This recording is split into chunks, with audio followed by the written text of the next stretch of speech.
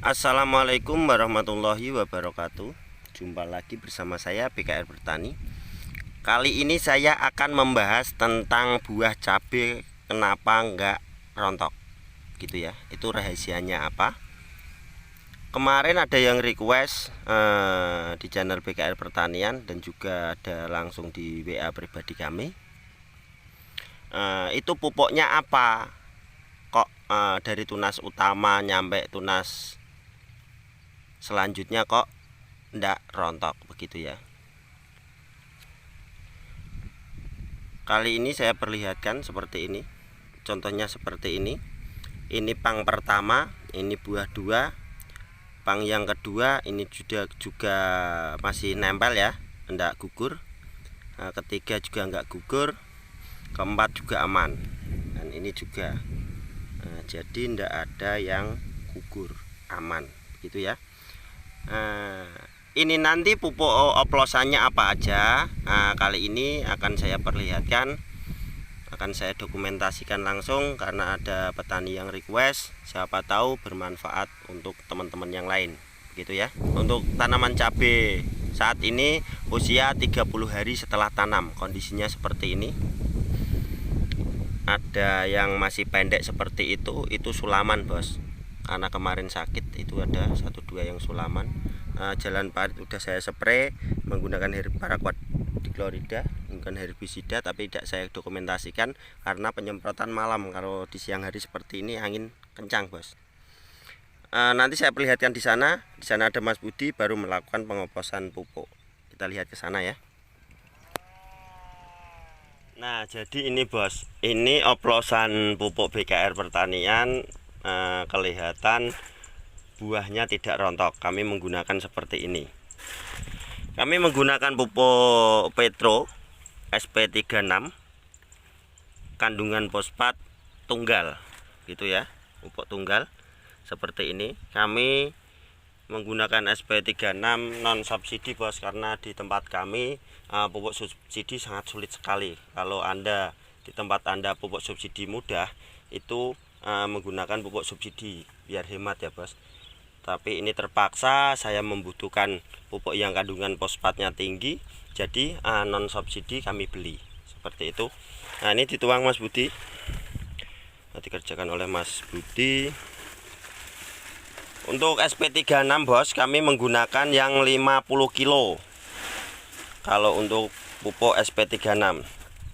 Dan juga kami menggunakan pupuk mutiara juga, karena yang pernah saya bilang nitrogennya itu seharusnya tidak dikurangi tapi standar, tapi fosfat sama kaliumnya dinaikkan seperti itu. Menggunakan pupuk mutiara 1616 ini kisaran kurang lebih 20 kilo bos kalau untuk pupuk mutiaranya.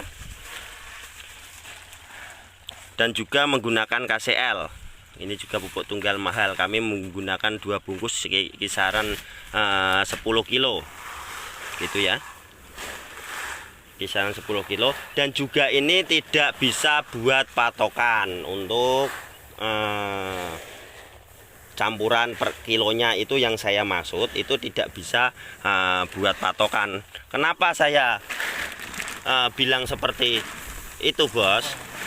Karena gini, kalau menurut kami pribadi itu lihat pertumbuhan cabenya aja gitu ya. Saya bilang seperti itu, lihat pertumbuhan cabenya gimana. Jadi seperti itu. Jadi kalau BKR Pertanian kok menggunakan 50 kilo SP36, mutiara 16 10 20 kilo, itu tidak bisa buat patokan. Jadi lihat dulu pertumbuhan seperti itu ya bos.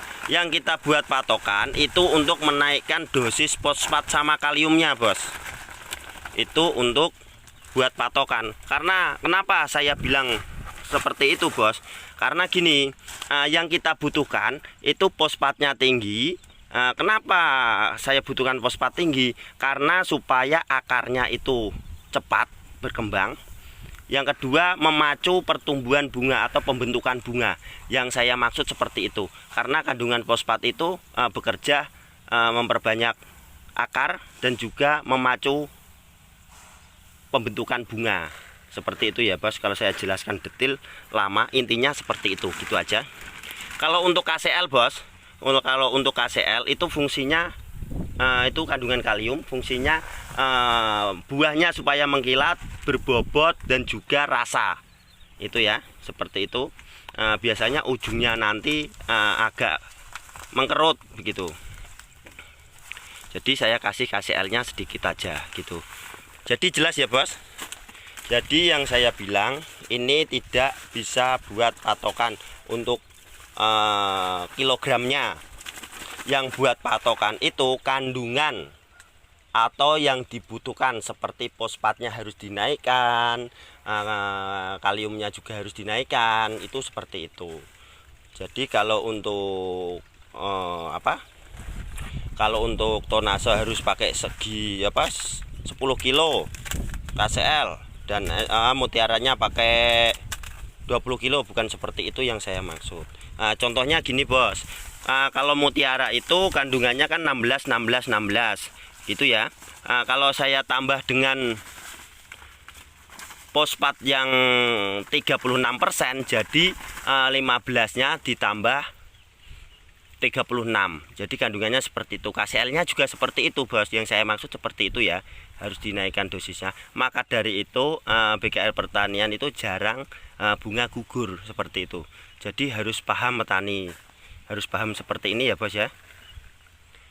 Oke, bagi yang belum paham silahkan isi di kolom komentar, nanti saya bantu, atau lewat WA pribadi juga bisa.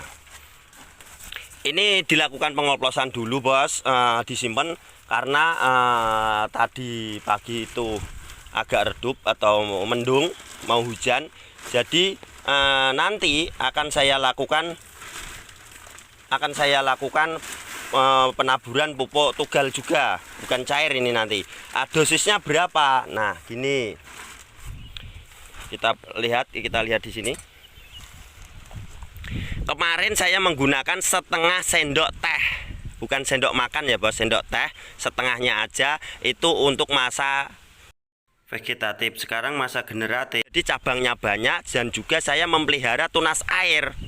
Jadi nanti akan saya tambah dosis pemupukannya. Jadi saya nanti akan menggunakan sekitar 1 sendok teh per pohon. Jadi begitu.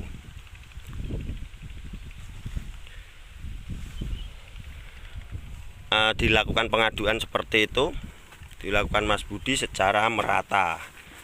Gitu jelas ya. Dan juga seperti ini perpaduannya bos.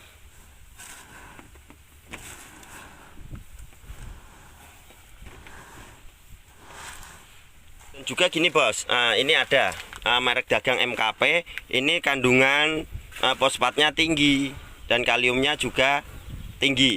Jadi gini, kalau untuk pupuk ini bos, karena ini harganya mahal, itu saya buat semprot, bukan untuk pupuk. Kalau untuk pupuk tabur seperti itu terlalu mahal gitu ya. Jadi perpaduan pupuk itu, karena gini, tanaman itu butuh makan lewat daun dan lewat akar. Kalau lewat akar itu dalam jumlah banyak pun dia mampu, beda sama lewat daun. Kalau lewat daun dosisnya semakin banyak, dia tidak mampu gitu. Kalau untuk lewat daun dosisnya harus aturan pakai gitu ya.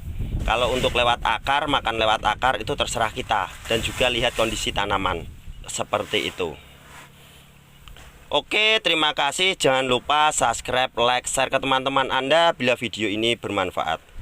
Ikuti terus jejak kami, jejak pertanian.